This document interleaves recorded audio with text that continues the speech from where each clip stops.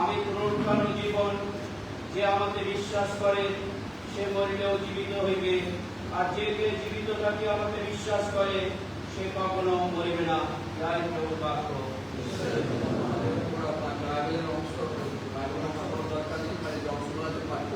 আমি জানি আমার মুক্তিকর্তা জীবিত, তিনি শেষের ধুলির উপরে উঠিয়া দাঁড়াইবে, আর আমার জন্ম এই রূপে বিনষ্ট হইলে পর তবু আমি মানুষহীন হইয়া ঈশ্বর, আমি তাহাকে আপনার সপক্ষে আমারই চোখ দেখবে, অন্যে নয়।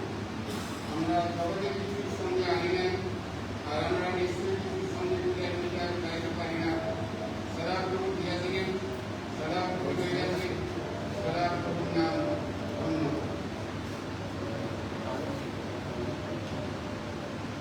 কি মৃত্যু, কি জীবন, কি দুর্গম, কি সমস্ত আদিবক, কি বর্তমান বিষয়, কি সমস্ত পদার্থ, কি লোক, কি অলোক, কি অন্যতম বস্তু, বিষয়টি আমাদের দৃষ্টিতে অবস্থিত ঈশ্বরের বেগ হইতে আমাদের বিচ্ছিন্ন করতে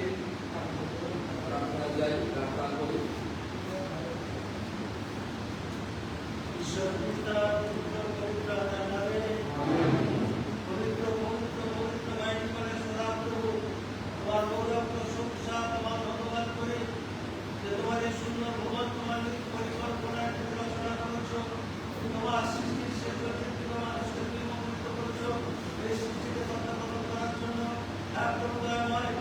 আমাদের মাঝে আমাদের এই মন্ডলীতে তোমার উত্তম ভক্ত দাস মাননীয় সুবোধ রাজমহাশয়কে প্রবন্ধ দিয়েছিলেন। তার প্রজ্ঞা, তার ভালোবাসা, তার কঠিনতার মধ্যে দিয়ে তিনি সমাজ গড়ার কারিগর রূপে, রাজশাস গড়ার কারিগর রূপে নিজেকে প্রতিষ্ঠিত করে গেলেন। তার প্রজ্ঞাময় তার এই জীবনের জন্য আমরা তোমাকে ধন্যবাদ দিই। তার অক্লান্ত পরিশ্রম, আন্তরিকতার যে পরিচালনা প্রভু আমাদেরকে দিয়েছেন, তার জীবনের জন্য প্রভু আমরা তোমাকে ধন্যবাদ দিই। তার সকল যখন দায়িত্ব কর্তব্য তুমি শেষ দেখেছো প্রভুদয়ময়, অর্ধেক প্রকৃত যে বাসনটা সেটা তুমি আহ্বান দিলে, তার প্রভুদয়ময় তুমি দিয়েছিলে আমাদের কাছে, তুমি দিয়েছো তোমার নাম ধন্য। তার দেখে যাওয়া এই স্মৃতি দেখে যাওয়া তার যে প্রেরণা আমরা যেন প্রভু অনুপ্রাণিত হয়ে তোমার পক্ষে আমরা সেই দায়িত্ব পালন করতে পারি। তুমি যাতে দেখে গেলেন তার জানাই সন্তান সন্ততির প্রত্যেক আশীর্বাদ করো, এই প্রিয় প্রাণীকে তুমি প্রভু মোচন করো, দয়া করো প্রভু, এবং তোমার পক্ষে প্রভু আমরা যেন সাক্ষ্যবান করে তোমার গ্রহণযোগ্যতা লাভ করতে পারি। তোমার সকল ভালোবাসার জন্য কৃতজ্ঞতা জানিয়ে ধন্যবাদের সহিত প্রার্থনা যিশু নামে পরিচালনা করুন। শুভরাত্রি করো।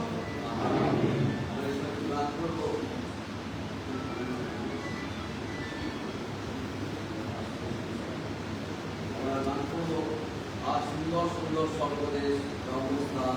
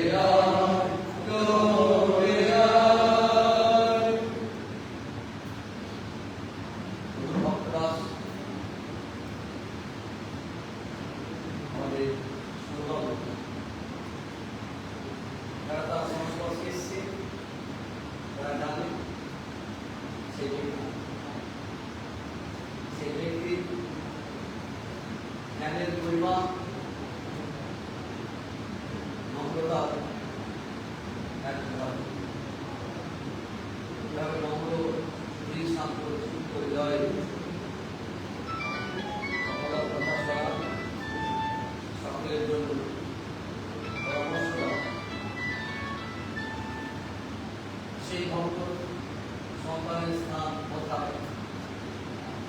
খ্রিস্ট বিশ্বাসী কি বিশ্বাস করে? ভক্ত বলে ঈশ্বর, সেই লেখকের মধ্যে ঈশ্বর যুক্তি দিয়েছে, এখন সেই যুক্তি সেই তার লাভ আমরা শুধু সুসমাচারী। আমরা সুসমাচার নাম শ্রবণ করি, সুসমাচার সমাচার আমরা সম্পর্কে জানাবো। যৌনকৃত সুসমাচার 14 অধ্যায় 1 থেকে 6 পদ। আর যৌনকৃত সুসমাচার 14 অধ্যায় 1 থেকে 6 পদ। যৌনকৃত সুসমাচার 14 অধ্যায় 1 থেকে 6 পদ পাশে রাখা হলো। যিশু তাহার শিষ্যদিগকে বলিলেন, তোমাদের হৃদয় উদ্বিগ্ন না হোক, ঈশ্বরে বিশ্বাস করো, আমাকেও বিশ্বাস করো। আমার পিতার গৃহে অনেক বাসস্থান আছে, যদি না থাকিত তবে আমি তোমাদের বলিয়া দিতাম। কারণ আমি তোমাদের জন্য স্থান প্রস্তুত করিতে যাইতেছি। আর আমি গিয়া তোমাদের জন্য স্থান প্রস্তুত করিলে আমি আবার আসব এবং আপনার কাছে তোমাদের বলিয়া যাইব, যেন আমি যেখানে থাকি তোমরাও সেখানে থাকিতে পারো। আমি যেখানে যাইতেছি তাহার পথ তোমরা জানো। ক্ষমা তাহাকে বলিলেন, প্রভু, আপনি কোথায় যাইতেছেন তাহা জানি না, পথ কেমন করিয়া জানিতে পারিব? যিশু তাহাকে বলিলেন, আমি পথ, আমি সত্য, আমি জীবন। আমার দিয়া না আসিলে কেহ নিকটে আসিতে পারে না, ইহাই খ্রিস্টের সুসমাচার। প্রণামভাবে বসবেন। এই সময় আপনাদের পাশে আপনার পুরোহিত আচার্য বিধান কুমার মণ্ডল বাক্যের থেকে কিছু কথা পরিবারের শান্তি সান্ত্বনা। মাথা অবনত করে প্রার্থনা। তোমার মুখের বাক্য আমাদের সকলের চিত্তের ধ্যান তোমার দৃষ্টিতে গ্রাহ্য হোক। এই সদাপ্রভু তুমি আমাদের সকলের শরীর, আমাদের সকলের যিশু নাম।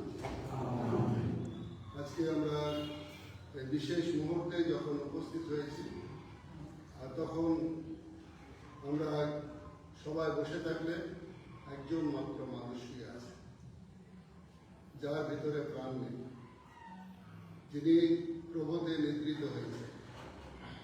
আর এই নিদ্রাজনিত কারণে আজকে আমরা সবাই শোকাহত, আমরা সান্ত্বনা পেতে চাই। আর সান্ত্বনা দেওয়ার মালিক হচ্ছেন ঈশ্বর। আজকে পৃথিবীর অনেক মানুষ অনেক কথা বললেও যে পরিবার থেকে প্রভুর এই ভক্তদাস নিদ্রিত হয়েছেন, তাদের কাছে কোনো কথাই গ্রহণযোগ্য হবে না যদি না ঈশ্বর তাদেরকে সান্ত্বনা দেয়। আমরা সান্ত্বনার কথা অনেকে বলতে পারি, কিন্তু সান্ত্বনা দেওয়ার মালিক হচ্ছে ঈশ্বর। মৃত্যু হচ্ছে এমন এক সত্য, যে সত্যকে আমরা কেউ অস্বীকার করতে পারি। সকলের জন্য মৃত্যু আসে। আমরা পৃথিবীতে কেউ চিরন্তন, কেউ চিরস্থায়ী নই। আমরা সকলে এই মৃত্যুর মধ্য দিয়ে অনন্তে প্রবেশ করি। তাই ভক্ত বলছেন, মরেন যখন যিশুর লোক, আমরা কেন করি শোক? তাদের মৃত্যু মৃত্যু নয়, জীবনের আরম্ভ। আজকে আমরা যারা এখানে সমবেত হয়েছি, আমরা যখন আমাদের জন্মদিন পালন করি তখন কেউ কাঁদে, কেউ কাঁদে, আমরা কেউ কাঁদে, আমরা সবাই আনন্দ করি। আর আজকে যখন একজন এই পৃথিবী থেকে চলে গেছে, তখন আমরা সবাই শোকাহত, আমরা সবাই দুঃখ। কিন্তু তার জন্ম হয়েছে কোথায়? স্বর্গে। আজকে স্বর্গের নাগরিক প্রভু এই ভক্ত সন্তানের আত্মার স্বর্গে। এবং আমাদের বিশ্বাস এবং প্রভু যিশুর আশা যে তিনি আমাদের সকলের জন্য এক মনোরম গৃহ তৈরি করেছে।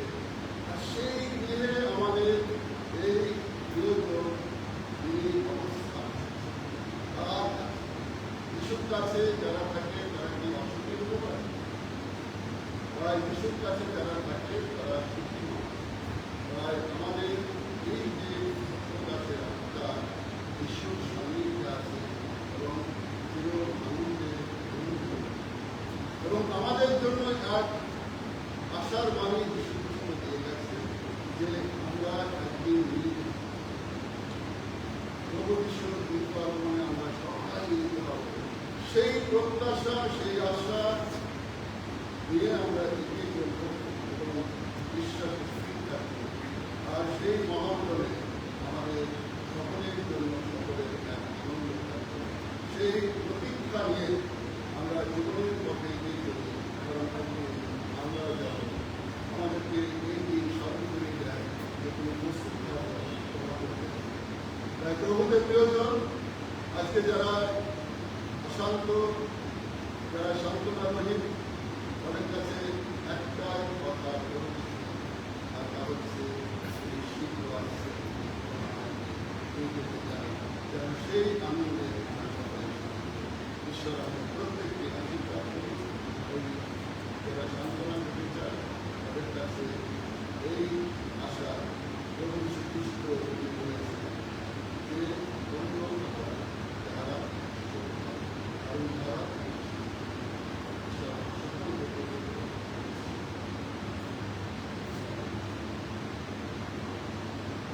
প্রার্থনা যাব, প্রার্থনা করি। একটু আমার ঈশ্বর, তুমি আমাদের প্রভু যীশু খ্রিস্টের পিতা, যিনি পুরুত্ব জীবন, যাহার উপর বিশ্বাস স্থাপন করলে মৃত জলে জীবন লাভ করে এবং জীবিত ব্যক্তি অনন্ত মৃত্যু পায়, শিক্ষা দিয়েছেন যে তার নির্গত জনের জন্য আমরা যেন প্রত্যাশালী মানুষের ন্যায় সব নির্বল না হই। হে পিতা, তোমাকে বিনম্র উন্নয়ন করি, পাপের বৃত্ত হইতে আমাদের পুণ্যের জীবন স্থাপন কর, যেন লোকান্তরে গ্রহণ করিয়া তাহাতেই বিশ্রাম লাভ করি। যেরূপ আমরা আশা করি আমাদের এই বাবা সুবোধ দাস মহাশয় তিনি তোমাকে বিশ্রাম লাভ করিয়াছেন, এবং শেষ দিনে সাধারণ পুরুষগণ আমরা যেন তোমার গ্রহণযোগ্য গণ্য হই, এবং যাহারা তোমাকে সভয় প্রীতি অর্পণ করে তাহাদের তোমার পরম পুত্রের এই আশীর্বাদ যেন আমরা লাভ করি। এসে হে আমার পিতার ধন্য সন্তান সম্প্রতি জগতের আদি হইতে তোমাদের জন্য যে আধ্যাত্মিক সঞ্চিত রইয়াছে তাহা গ্রহণ করো। হে করুণাময় পিতা, উন্নয়ন করি আমাদের মধ্যস্থ প্রাণকর্তা প্রভু খ্রিস্ট দ্বারা এই প্রার্থনা পূর্ণ করো। সবাই বহু প্রার্থনা করি।